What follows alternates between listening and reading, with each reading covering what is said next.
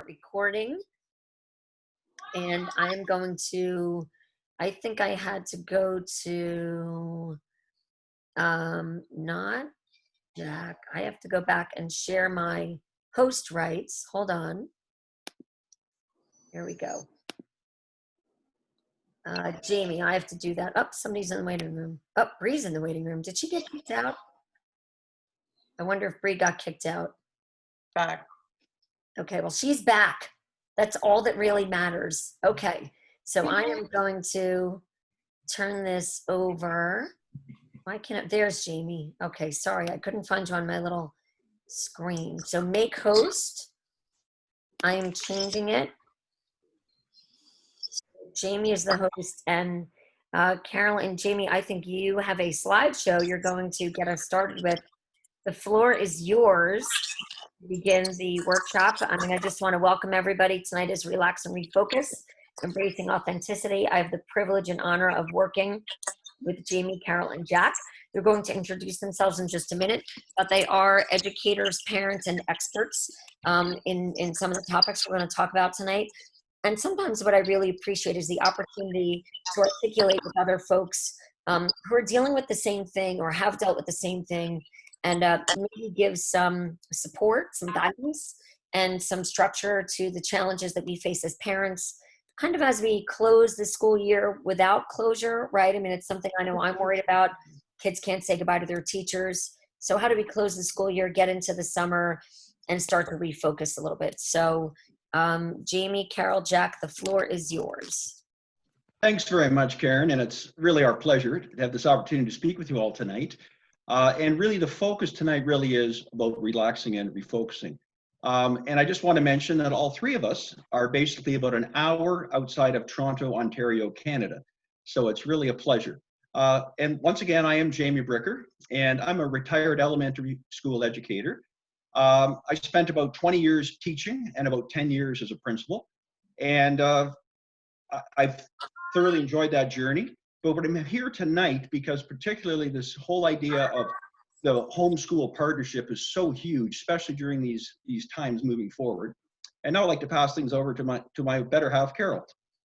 And so I'm Carol Bricker, and I'm also a retired educator, although my experience really spans special education. I started off as a classroom teacher in a special education class, moved on to special education resource teacher, which is a teacher who supports a whole school with regards to any of the special education initiatives, and then moved on to, and ended my career as a special education facilitator, which is supporting what we refer to as a family of schools, so multiple schools with any of their needs in special education. Both Jamie and I are parents of 2 adult sons, so we've traveled that route as well through education. And then since our retirement, we became content experts with Teacher Coach, but we've also our podcasters and been podcasting for about 18 months, talking about parent engagement, and our show is called Bricker by Bricker. And then we've also spoken at some parenting conferences. Awesome, thank you, Carol and Jamie. My name's Jack Barkley. I'm a retired educator as well, newly retired at Christmas time this year. I've had a 30-year career in education, and similar to Jamie, a teacher for probably the first 18 to 20 years of my career in grades, everything from grades 3 to 8. And in that time was able to be a special education resource teacher in a couple of schools, and then the last decade or so as a school administrator. I have 2 adult children as well.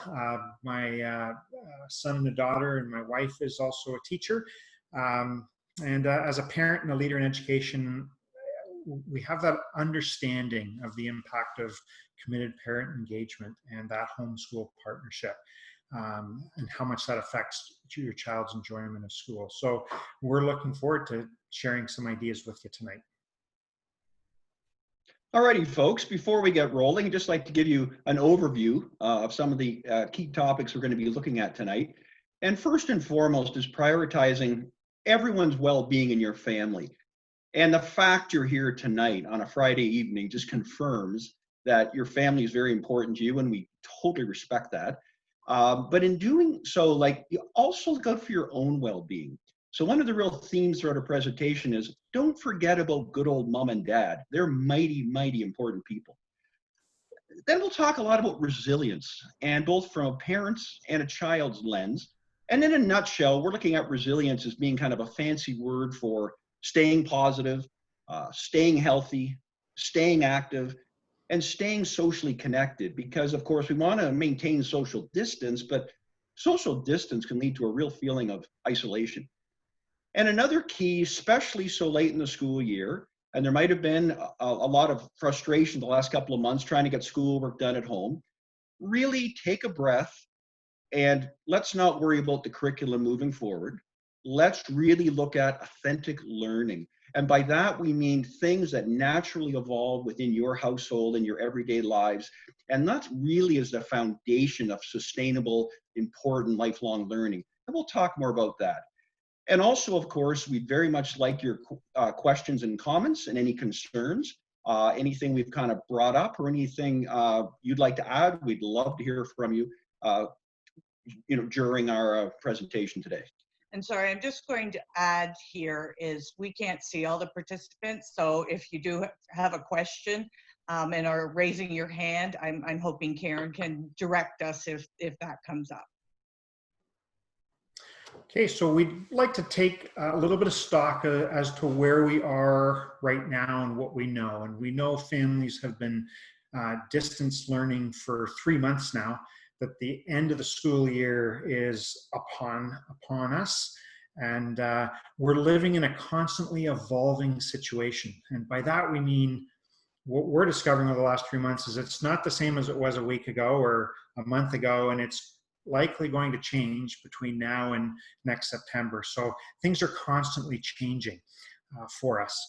We want to talk a lot about tonight about considering your options for the summer and breaks and things that you might do and what those options might be available for you.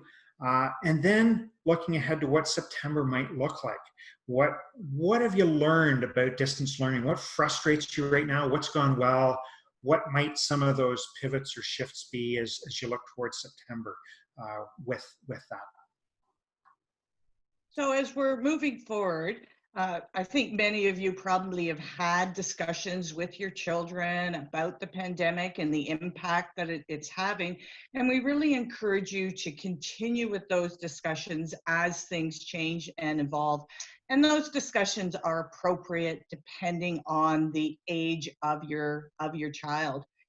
And really look at, what are some of the challenges that you as a family have shared, but also really talk about those things that you've done that have been really successful. And really, celebrating those things is so, so important. And if you are needing any resources, there may be some available on your district website, and there's tons out there, as we all know, but we really recommend as well connecting with commonsensemedia.org. They have a wealth of resources that are available to talk about the pandemic with your children, resources that are appropriate to the various age groups. So if you're looking for some additional ideas, there's a great place to go. Sorry. And really, as I mentioned, there's a lot of things out there in media. We're constantly being inundated with various messages. And for everybody, it really can lead to feelings of being overwhelmed or anxious or depressed. And so what we'd really recommend is really kind of minimize what and when you're watching or reading or listening to, the various information, and really make sure that you're looking at that credible news source so you are getting the most up-to-date information and the most reliable information. And as well, when we look at social media, there's tons of information that's coming out and stories from various people. And really making sure that we're looking at that with that fine eye, because there's a lot of factual information, but there's a lot of misinformation as well. And so when you see that misinformation, if you have, a link to, a more reliable source, provide that so that everybody is getting that most correct information. And then when you're sharing your stories on social media, look for the positives that your family is doing, because the more you can think along those great things that are happening in your family, then the better it is for your family's well-being and for the family dynamic. And when you are talking about and sharing things with your kids around the information in media, this is a really great time to really foster those media skills in your children, so that they're looking at any information that they're getting with that critical eye and questioning, is this valid information? Is this a reliable source? I think right now in the midst of a pandemic is a really good time to just reflect for a few minutes on some work done by Stephen Covey years ago. And he was a very well-known presenter and author, did a lot of work for education and a lot of things outside of education. But one thing I loved was he talked about a circle of concern versus a circle of influence. And a circle of concern, folks, is basically anything you can be concerned about. And during a pandemic, a parent's list of potential concerns is truly endless. But the thing is, the vast majority of these concerns, you have absolutely no influence or impact on potentially changing them. So Covey is very big on instead focusing on the circle of influence. And as you can see by the diagram, it is much smaller than the circle of concern, and it's within the circle of concern. But these are the things over which you have some control. So these are the concerns you can actually do something about. So one of our big kind of focus points for tonight is to be the most productive and the least stressed moving forward during this pandemic. Spend your time and energies on those things that you can truly influence. Now, we talked earlier in the opening about resilience. And resilience, once again, is the ability to bounce back from stresses. And we want to stress, however, that it's not a question of avoiding anything, but it's what we'd like to say, thriving under stress rather than simply trying to survive. So experts have talked about when developing those sense of resilience, it really comes down to these 5 pillars. The first of which is self-awareness. And it's so important to have a clear perspective on, yourself, your strengths, your weaknesses, your thoughts and opinions, and the things that really motivate you. And the reason, of course, is that good self-awareness helps you to better understand other people.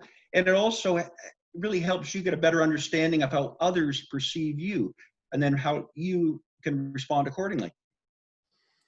So a second, one of the pillars of resilience is mindfulness.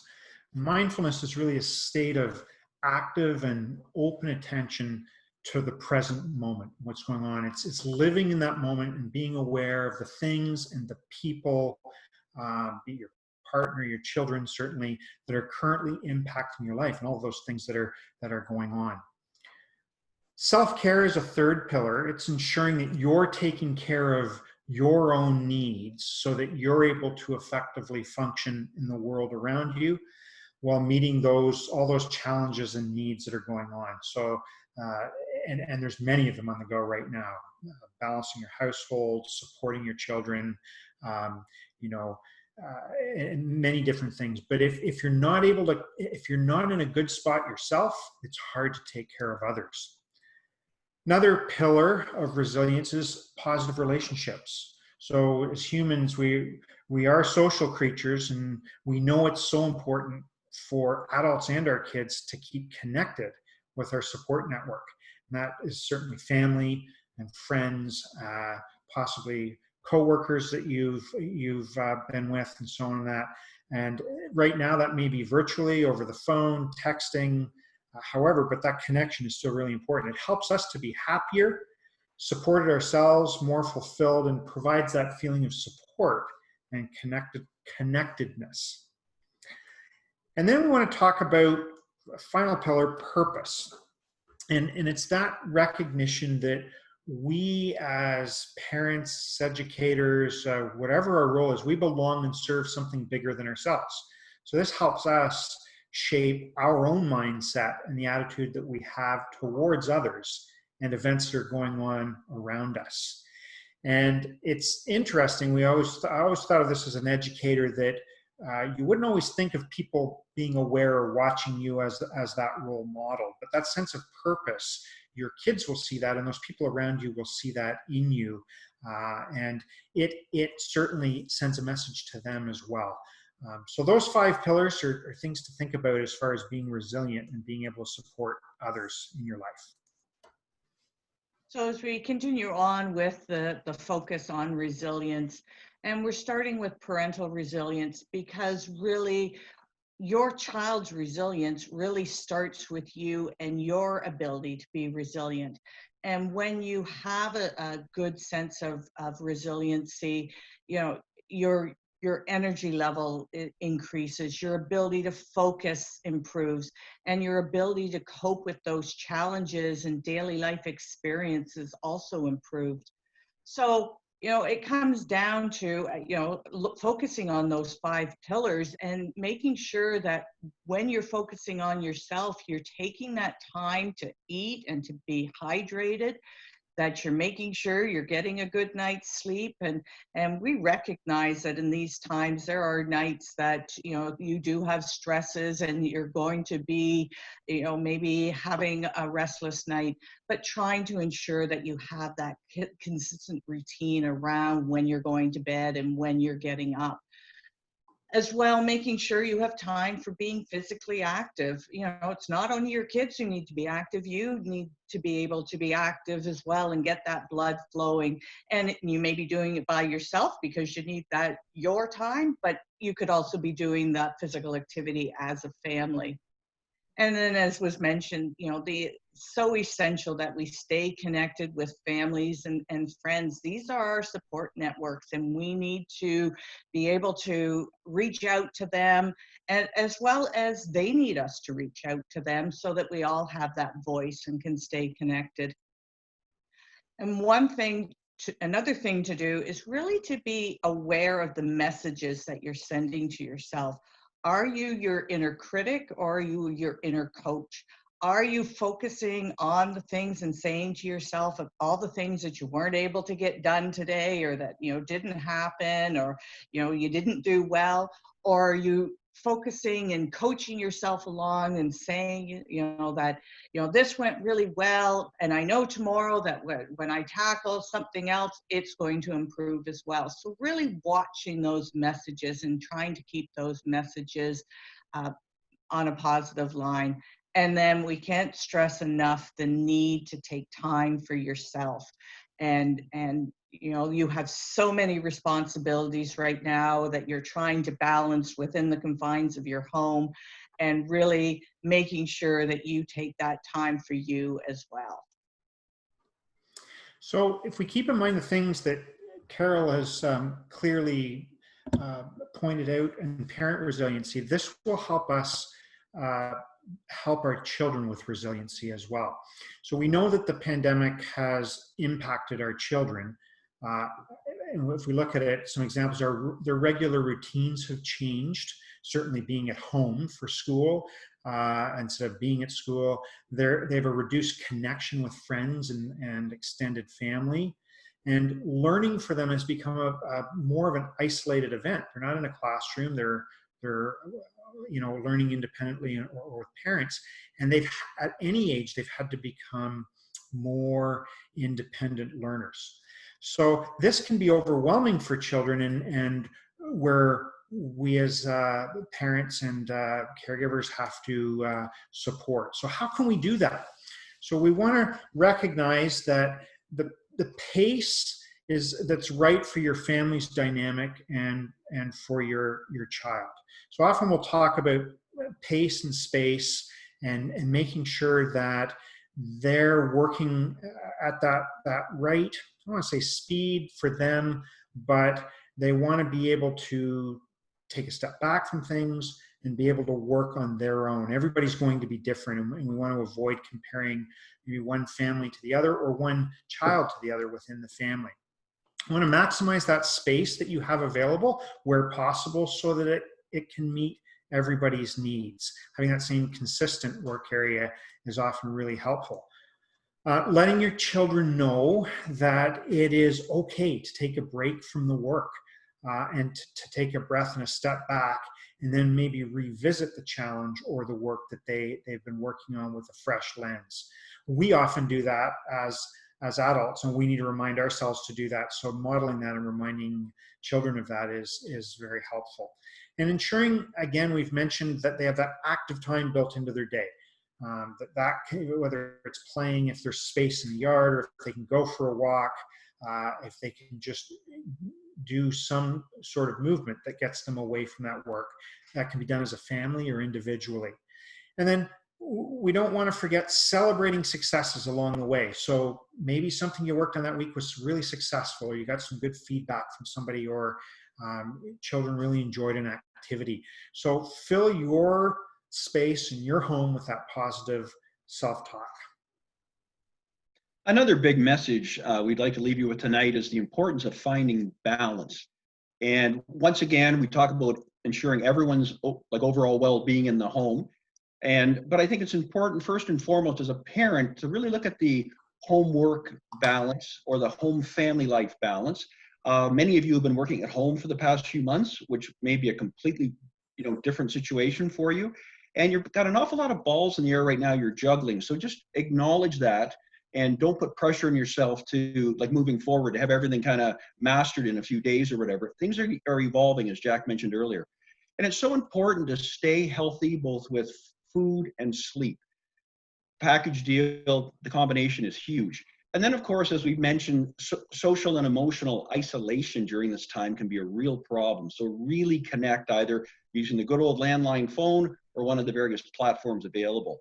And once again, I know we stated it before because it's so important, but make sure your child is staying physically active, and absolutely make sure you are too. And once again, our kids are the focus, no question, but don't forget about your own needs. And with our kids as a focus, it's so important. We talk about it in education as being lifelong learners, but modeling that lifelong learning with them, and showing our enthusiasm when we encounter something new. So that could be, working with them on something, or talking about an aspect of your work and so on, and that sort of that discovery about what we call those aha moments. It's important to model taking those risks, or those calculated risks, and being comfortable and not having to find the correct answer right away. Learning is messy, and sometimes it takes a bit of time. So we don't always have to have that pressure on us to come up with that right answer. And when you make a mistake, talk about it with your children, and also how you can learn from it and move forward and correct it. So again, we talk about that positive self-talk. And when we look at the acronym FAIL, we can turn that negative word into a first attempt in learning with our kids, because we've all struggled with something along the way, and hopefully we use that as a teaching moment to move on. Children need to know that we all experience challenges and we make mistakes. And this isn't the end of the road when we make a mistake. It's just forging a new path or a new beginning. Well, Jack mentioned the importance of modeling lifelong learning. And I think at this point, we should kind of pause for a second and just kind of review how the definition of learning itself has changed over the last 10, 20 years in education. As we all know, for generations, learning was teacher-centered. Teachers stood at the front of the room, dispensed all this knowledge. The kids dutifully memorized it, gave it back to them on a test a couple weeks later, and that was considered learning. Fortunately, the last 20, 30 years, we've got much more into student-centered learning. And the essence is, instead of spending all day trying to answer just the teacher's questions, kids are encouraged to really generate their own questions and really investigate things that are really of passionate interest to them. And of course, that'll work out perfectly, when they're at home. They can certainly continue that. And the focus of learning also has shifted from generations of memory, and now we're all about meaning. And particularly those how and why questions. Those are the rich kind of multi-layered questions versus the much lower level recall questions that are triggered by like a who, what, when, where. The only reason for those kind of questions is they set the scene and give you the information you need to explore those much deeper questions. And moving forward, there's no question that this summer, being at home is absolutely perfect learning environment for meaningful learning, or another word for it is authentic learning. Now, it's really important that we seize and use our kids, like recognize and really seize our kids' strengths and interests as kind of a foundation or a platform for this learning, because obviously kids are more motivated to learn something that they have a natural interest in, and also things where they see a real connection to the real world. And the nice thing about the summer is no one's tied to the curriculum anymore. And in terms of rich learning, please always keep in mind it's all about what they do with the material. And there's no such thing as, like, we like to throw the phrase around like, oh, a rich task. Well, a rich task is all about usage or application. It's not rich on its own. And I think it's really in a nutshell, one phrase I really like is the bottom line is when it comes to sustainable learning, it's all about how much does your child uncover, not how much a teacher, a parent, or a textbook simply covers. So keeping in mind learning styles we want to talk about right now, and nobody knows your child better than you as a parent. And as educators, we know that everybody learns differently. And it's really important to recognize the way that your child learns the best. Nobody has one specific learning style, but tends to draw on a few or have characteristics from more than one of the styles. So as we go through, we're going to take you through the various learning styles. Think about your child and those characteristics that best suit him or her. I'm going to start first with the visual learner. So the visual learner is that student who learns best when they see things and when they have something placed in front of them, they pick up on just what they see. So encouraging them to use videos, diagrams, manipulatives, charts, and graphic organizers are ideas that might reach them best. The auditory learner learns best when they hear the information and and as a result have strong language skills as well. So we encourage those learners to listen to recorded information, maybe podcasts if they're older, and to talk to you and talk to each other about their thinking. That verbal learner is somebody who learns through both verbal, so spoken and written information, and they might love to write and play with words. So providing opportunities for them to talk through ideas, to act out a scenario or a situation, and that self-talk with themselves or with others is helpful to them. Providing opportunities to role play and to record their thinking. We also have some students and children are kinesthetic learners where they need to be active. They need their bodies or their hands involved in their learning. And so with this type of learner, making sure that they have those breaks built in where they can get up and move, or if it is something that they could be standing while they're working or moving while they're working, those are great opportunities for them. And then as well, similarly to the verbal learner, having those opportunities to role play really helps to reinforce what they have been learning. We also have the naturalistic learner, and this is great now that we're getting this really warm weather and you can get outside and explore, because of course this type of learner loves to be outdoors and involved in nature. And they may be interested in plants, or it might be rocks, or it might be dinosaurs, anything to do with that natural world. They may love the hiking or the camping or, a variety of different outdoor activities. So the more this type of learner can get out and explore and move about, the better they are going to be learning that material. And then we also have the social learner, and needless to say, this type of learner works well with others. They love to brainstorm ideas. So, you know, this isolated learning or this distance learning that they're involved in can be a bit of a challenge for them. So it's really important for this type of learner to make sure they have those opportunities to connect with others, whether they're talking on the phone or maybe talking using one of the various platforms. But it's also important that they have an opportunity to maybe teach you or to teach somebody else in the family what they've been learning. Those are great opportunities for them. And then finally, we have the solitary learner who really loves to work on their own and have that quiet setting. And so ensuring that they do have a quiet space for their learning is really essential. However, I do want to caution that you do have those timely check-ins so that you can ensure that they're continuing through with the work that is needing to be done.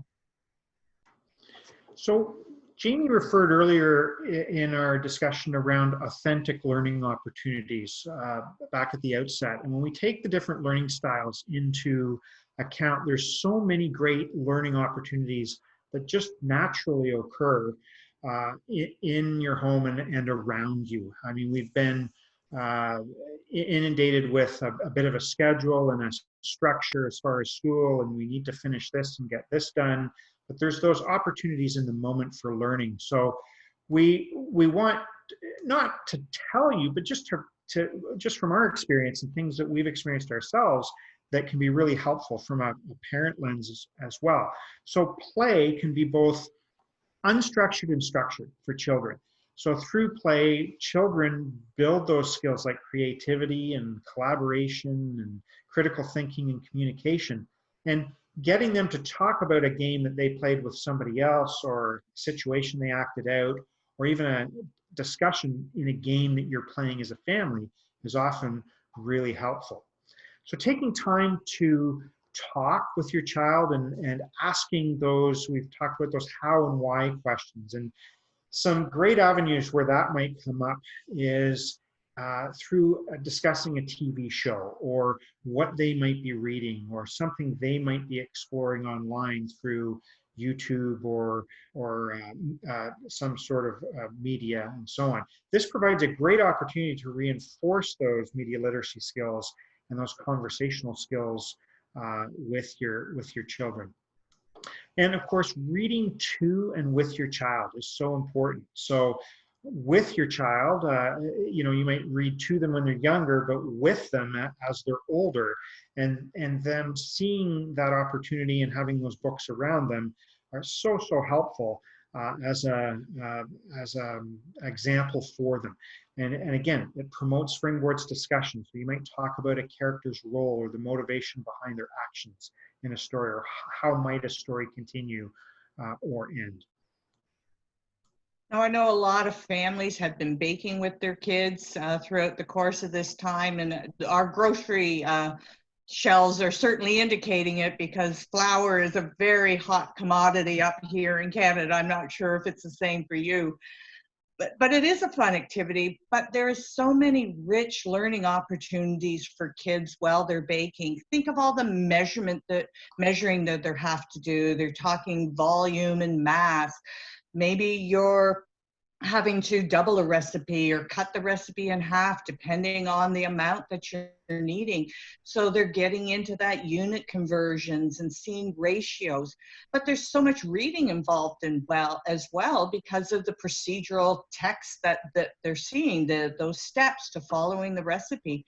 And we read procedural text different than we would read a narrative form of text.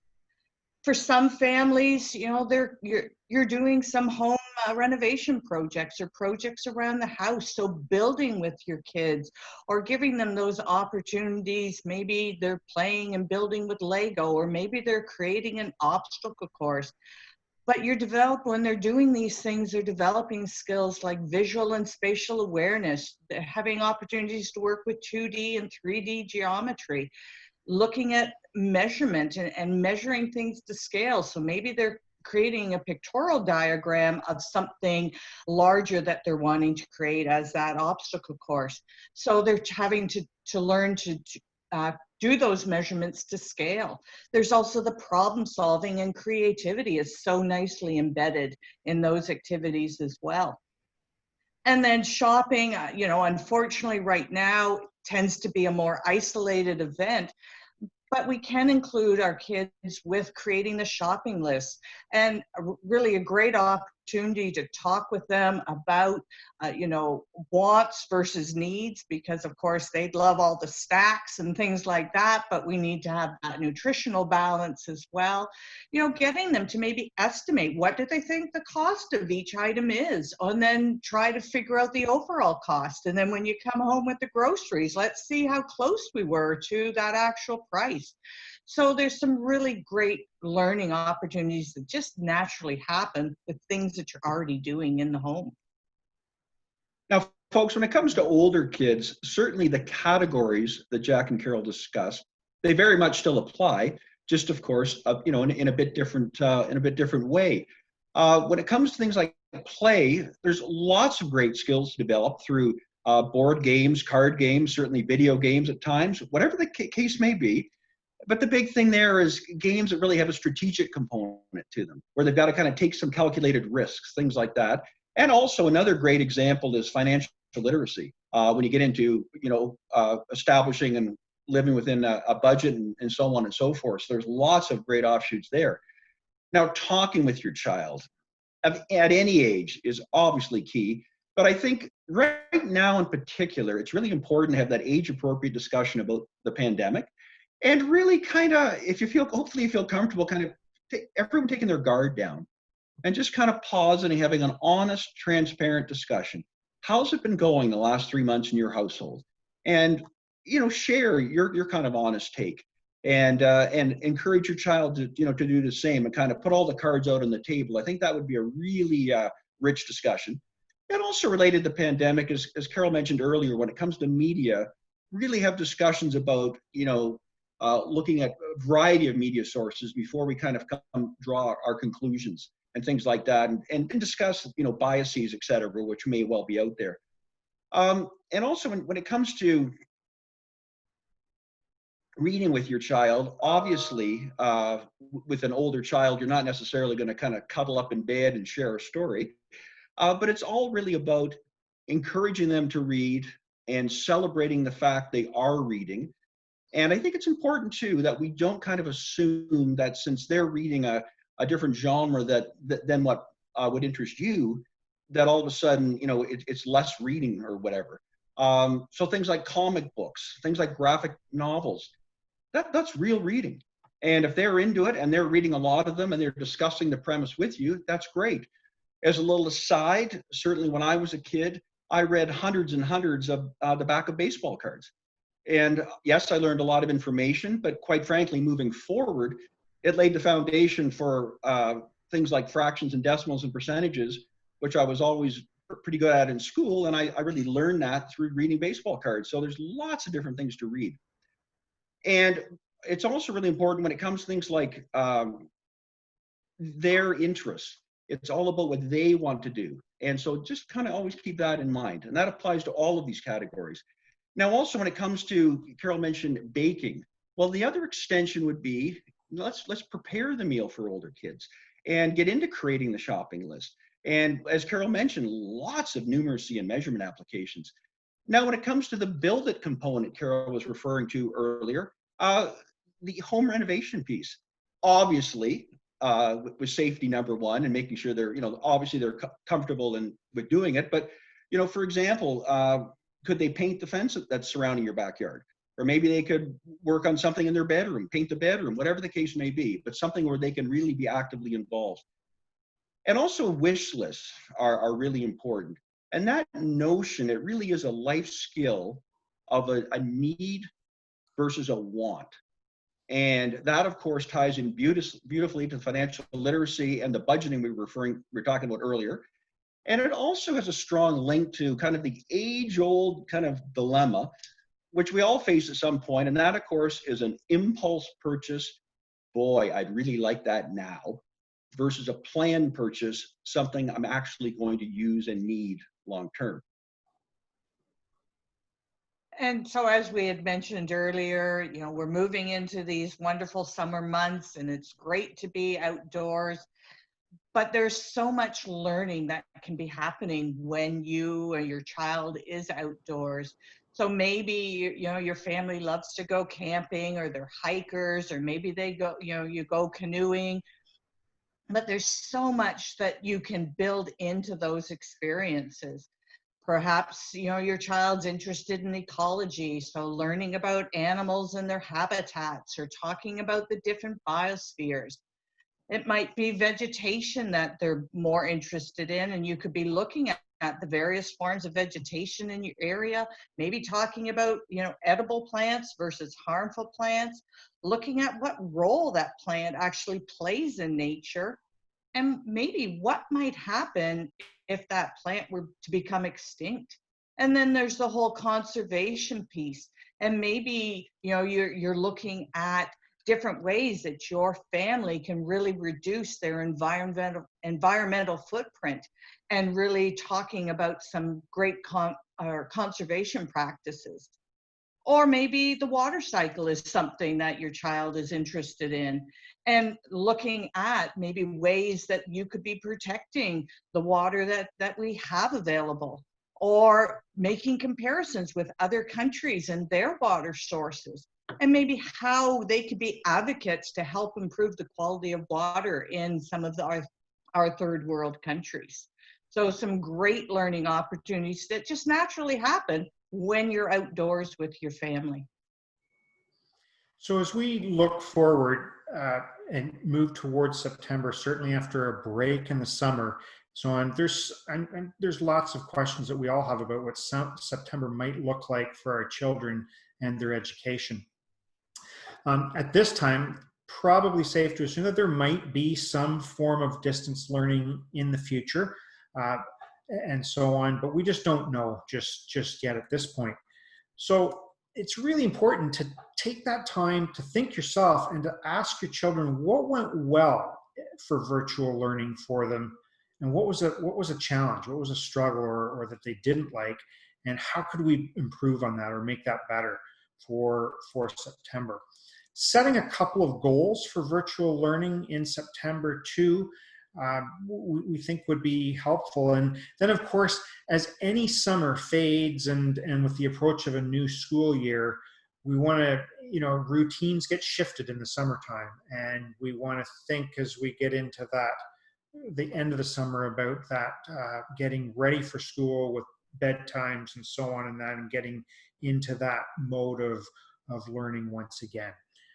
And with that, it can certainly be successful in the fall. Well, as our session draws to a close, folks, we would just kind of like to quickly review a few what we consider priorities, or hopefully real takeaways from our session. And first would be the well-being of all family members. And please, that includes you, and never forget that. And I think it's also important to really maintain that open dialogue with your child.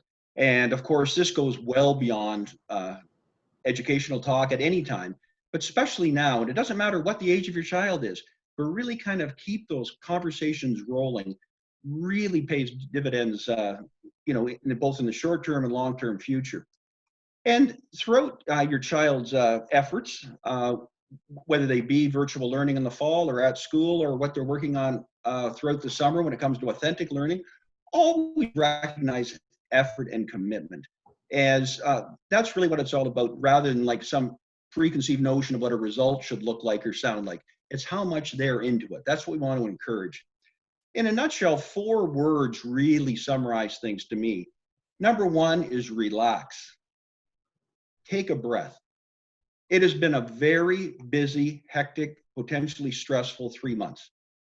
So just kind of exhale and then reflect. What went really well the last few months at home? What could we change moving forward? And certainly, get everyone's feedback within your household. I think that's an important part of it. And then recharge. Have some fun. Enjoy this beautiful summer. I guarantee you it's going to be fantastic weather every single day. But get some exercise, make those social connections, have a good laugh, and really start feeling, good and upbeat. And then when it says refocus, I want to stress, do not put ridiculous pressure on yourself. You're going to refocus tomorrow. No, that makes no sense. I would recommend refocus in like mid-August, where come mid-August, you start really looking, like by mid-August, you will have information as to how the school year is going to start in September. You'll have a pretty good idea. And by refocus, we really mean start the dialogue with your child so he or she is not kind of surprised as how September will look and so on. But as I say, that conversation is a couple of months down the road. And in closing, the bottom line, folks, is that your relationship with your child will last far, far longer than the length of the pandemic. And when all is said and done and the pandemic is over, all that really matters is that your relationship with your child at that point in time is richer and deeper, and your connection to them has never been stronger. Because when all is said and done, those are really our overall goals. So if after this session is over and you've had questions and maybe moving forward into the summer, you want to reach out to Jamie and myself, or perhaps to Jack, we have our contact information there.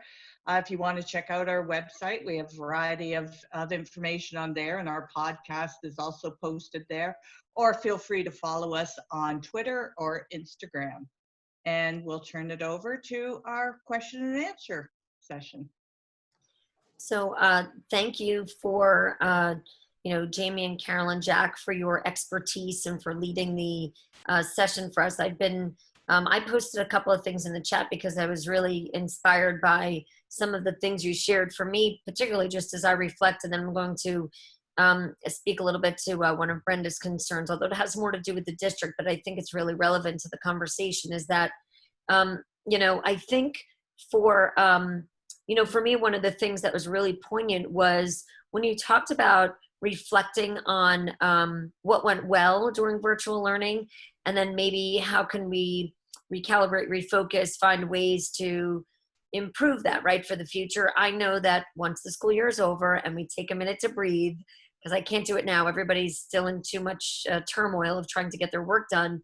But I think it's definitely something I'm going to do with my family, talk to them about how we can improve upon it in the fall.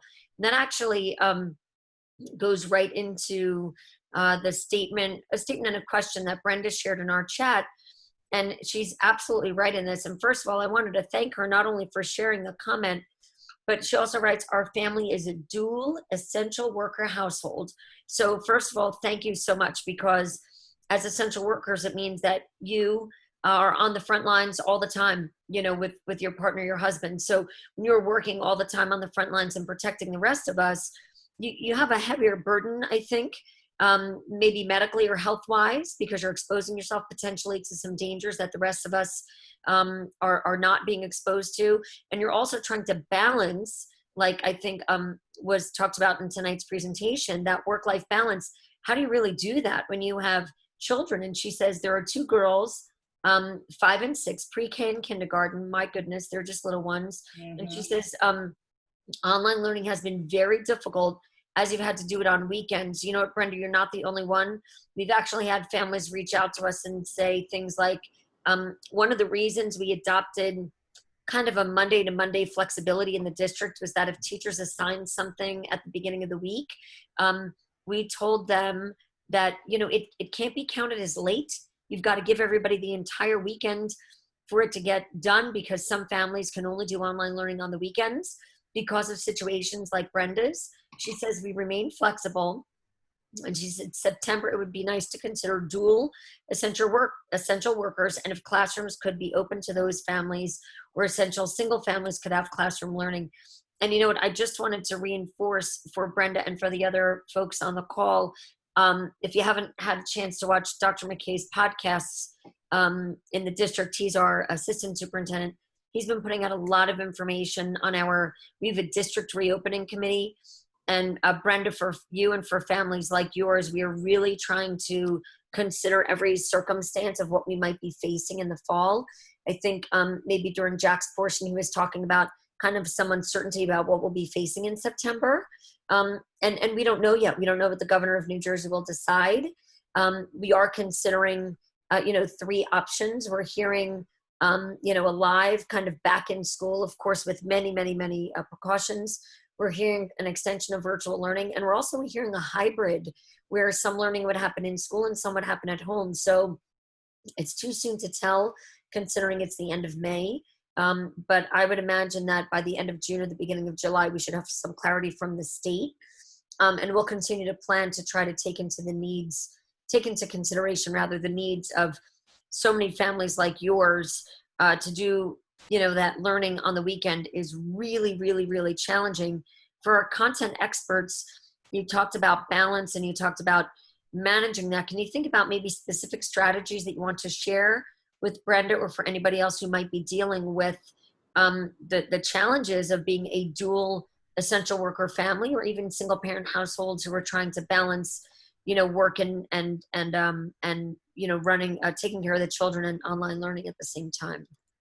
Well, I think, sorry, I'm going to just start and acknowledge everything that Brenda and her husband are doing as being those frontline workers. And certainly, I don't think you get enough credit. So thank you for that. But, I think so much of what we talked about, particularly looking at the age of your children, and I know I used to tell parents, if the only thing you can be doing is reading with your child every day, focus on that, because reading is really, it's developing rich vocabulary skills. You're giving them the opportunity to imagine and explore other worlds. So you're, getting kind of that creativity, having those rich discussions going back and forth. And maybe, Karen, it's not what you're wanting to hear, but I think, you have to look at what is the work that's being provided out there from the teacher, and what is going to be the most beneficial and the best for my child. You don't want to be spending your weekends, the only time maybe you have with your kids that day, where it's only school work that you're doing. Yep. And I don't know, are there guidelines with regards to the amount of work that's expected of? Yeah, and I mean, I agree, Carol. Look, I mean, even as the superintendent of schools, I've been very open with a lot of people. I mean, even at the very beginning of the call, Lisa and I had a little banter about how our kids are doing, and I openly said it's horrible, right? I mean, it's frustrating. It's a challenge, motivating my own children, and they are older, so I'm grateful, Brenda, that they're not 5 and 6, and they are a little bit independent. But it's been really, really hard to motivate them. And for my children who loved their teachers when they were in school, they continue to work for those teachers that they have those great connections with. And for the ones that they struggled with relationships with during the school year, the first 3 marking periods, they're struggling. So look, I would much rather see our children have connections with parents. I would much rather have Brenda come home after, a rough night or a long shift and snuggle in bed and read and giggle with a 5 and a 6-year-old than to worry about getting on a Chromebook and submitting an assignment. I mean, the reality is that one of the other things that we're really, really working on for the fall is instructional design to strengthen the delivery of content. But the other thing is mental health. This year we used social emotional learning as a platform, but next year we're moving into a trauma-informed approach. And for Brenda and the other parents on the line, we're training a lot more people in the district on trauma. We'll be using a lot more supports for families. I mean, Teacher Coach is available to the Vernon School District, but Teacher Coach also has some platforms for parents, which is really a great resource for our community. So we recognize that the most important thing you can do is to have a connection with your children, and that goes for everybody. This is hard. It's really hard, but it's also temporary, right? One of my friends said to me the other day, if we're in quarantine for, 4 months or 5 months or 6 months, and you're 50 years old, like how much time is that out of your life really, right? So, but that's where I think the strategies that the three of you shared tonight are really important for us to embrace as a community, to think about breathing and think about connecting with nature and thinking about the activities that maybe fostering the natural inquiry that we find in children, right? If your child is curious about what you're reading or what you're doing, to embrace that. I mean, those opportunities are just, we'll never get those chances back again. Well, particularly for frontline worker parents, echo Carol's comments. Thank you so much. I mean, words just simply cannot convey our thoughts, but thank you so much for all you do. But particularly in your case, where the last umpteen months, like the physical and emotional exhaustion you're experiencing, the last thing you need to do, folks, is add any additional stressors to your life. And the bottom line is nothing is more important than your family well-being, your well-being, and the overall family dynamic. And I mean, all of us on the panel here, we've all spent 30 plus years in education, but we're all parents. And I know we would all agree that school, et cetera, is a distant second to family and personal well-being. So I just think it kind of goes back to the whole Covey thing. Like right now, there are a litany of things that are concerns. And boy, if you're a frontline worker, your circle of concern is probably 10 times bigger than one we showed. But I think all the more reason, just once again, as we've all agreed, prioritize on quality family time and the things that are truly important. And as Karen nailed it, I mean, the pandemic right now, it kind of seems endless, but it's not so. It does have a finish line. We don't know where that is, but it does have a finite length of time. And so let's look at the big picture here, and nothing is ultimately more important than that connection with your kids.